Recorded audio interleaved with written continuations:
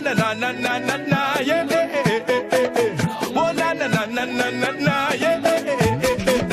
Oh na na na na na na. Bah, qu'est-ce que tu fais là, le monde? Mais qu'est-ce que tu fais dans ma cuisine? Mais attends, mais je sais pas, on est chez moi, je viens juste de me lever. Quoi, comment ça, tu veux que je te parle des bouquins que j'ai lus? Je viens juste de me lever, je suis pas douchée, je suis pas maquillée, je peux pas... Tu me demandes beaucoup, là, quand même. Attends, j'ai quand même une vie. Alors, tu reviens plus tard, je te remercie. Attention, hein. Me revoilà donc. Hein. Eh ben, je vais être en train de faire la vaisselle. Alors, tu m'excuseras, puisque tu me prends comme ça au dépourvu. Je suis également en train de préparer à manger. Je fais les deux. Parce que c'est comme ça. Enfin, je sais tout faire. Le premier livre dont je voulais te parler, c'est Petit traité de la vie intérieure de Frédéric Lenoir. Alors, Frédéric Lenoir, c'est un philosophe. On va s'aimer sur une étoile ou sur un oreiller. Voilà, il écrit pas mal de bouquins sur philosophique et ou sur la spiritualité. J'avais déjà lu Du bonheur, un voyage philosophique, et j'avais été pas mal déçue par, même si c'était pas le sujet du bouquin, je trouvais que les références étaient super réduites au dogme catholique en fait. Et je trouvais que du coup c'était une vision pas très large de ce qu'était le christianisme. Ouais, le gars, à mon avis, il peut faire genre il est moderne, mais finalement, je me suis un peu permise de douter de... Du coup, je me suis un petit peu permise de douter des autres références qu'il y ait à la spiritualité et à la philosophie. Je me suis dit, à mon avis, le gars, il est beaucoup moins large d'esprit qu'il n'y laisse paraître.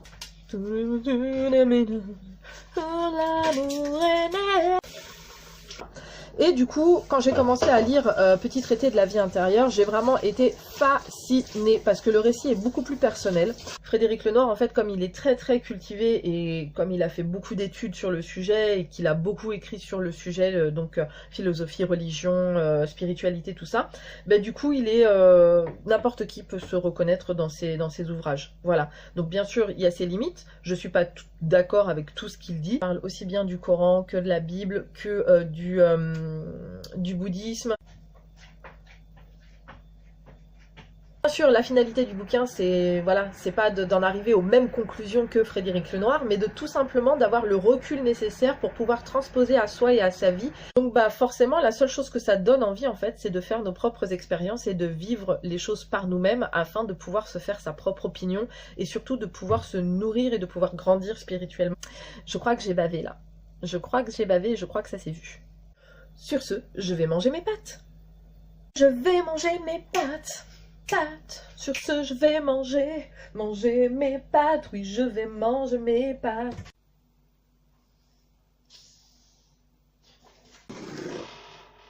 Mais qu'est-ce que tu fais là encore? Mais décidément, tu n'arrives plus à te passer de moi en fait, en vrai. Je peux même pas me poser tranquillou bilou que t'es là, tu me réclames.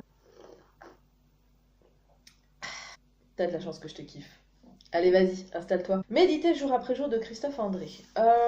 Christophe André, tu vois, c'est THE auteur à la mode en ce moment. Il fait beaucoup de livres sur le développement personnel, sur la pleine conscience, et il y a beaucoup de gens, tu vois, qui veulent pas passer par la case spiritualité.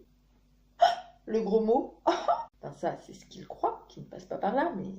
Il y a beaucoup de gens qui pensent que la spiritualité, c'est un truc de farfelu, tu vois. Bon, c'est pas faux hein, en soi, mais quand même. Dans son livre, il explique les bienfaits de la pleine conscience, de la méditation. Il tousse l'enfant, là. Également la nécessité de vivre dans l'instant présent, d'accueillir ses émotions pour mieux s'en libérer, en fait. Ouais, je sais.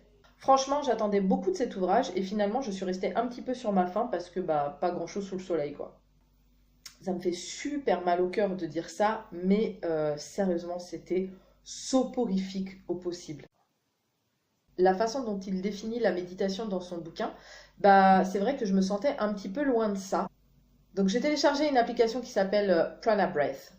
La respiration abdominale, en fait, c'est une technique qui te permet à évacuer le stress et les tensions. Dans son ouvrage, il expose également des petites astuces, des petites techniques en fait pour débuter dans la méditation et surtout pour ancrer cette habitude. Je pense savoir pourquoi je n'arrive pas à méditer de la manière dont il l'explique dans le bouquin. C'est tout simplement parce qu'en fait j'ai déjà une méthode de méditation.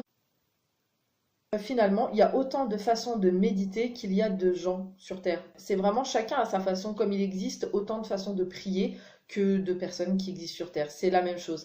Il n'y a pas de technique, il suffit de savoir s'écouter soi et d'avoir envie de pratiquer. Méditer jour après jour, c'est un livre qui m'a laissé un petit peu tiède. Cependant, je le conseille quand même à toutes les personnes qui ont envie de changer, qui ont envie de pratiquer, de faire du développement personnel, qui ont envie de comprendre un petit peu ce mécanisme. C'est un livre qui reste quand même facile à lire et qui est plutôt accessible. Juste de toi à moi, je le précise, hein, au cas où, on va mettre les points sur les i, tu as interdiction de me suivre aux toilettes. Voilà, je ne le permettrai pas. Hé, le monde! Non mais toi tu n'as pas de respect, qu'est-ce qu'il y a? Va dormir! Tu viens là encore pour m'embêter, c'est comment? Tu vas me harceler jusqu'à quand? Bon, je te propose, je te donne l'avis encore d'un livre. Après c'est fini, la vidéo sera terminée. Faut pas abuser des bonnes choses. Tu comprendras quand tu seras plus grande, de Virginie Grimaldi. La lecture est fluide, on se prend vite avec...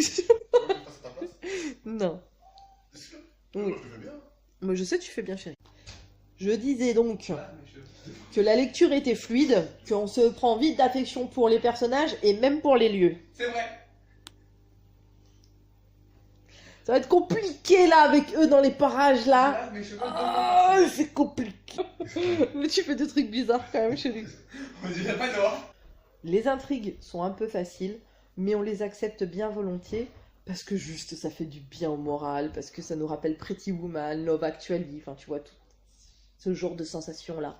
C'est assez bluffant, c'est qu'elle sait décrire parfaitement les paysages. Elle les décrit tellement bien que t'as vraiment l'impression d'y être. Et je dirais même mieux, on a l'impression même qu'elle fait jouer tes souvenirs alors que t'as jamais foutu les pieds à Biarritz. Tu vois ce que je veux dire? C'est hyper impressionnant, elle sait vraiment très bien décrire les paysages.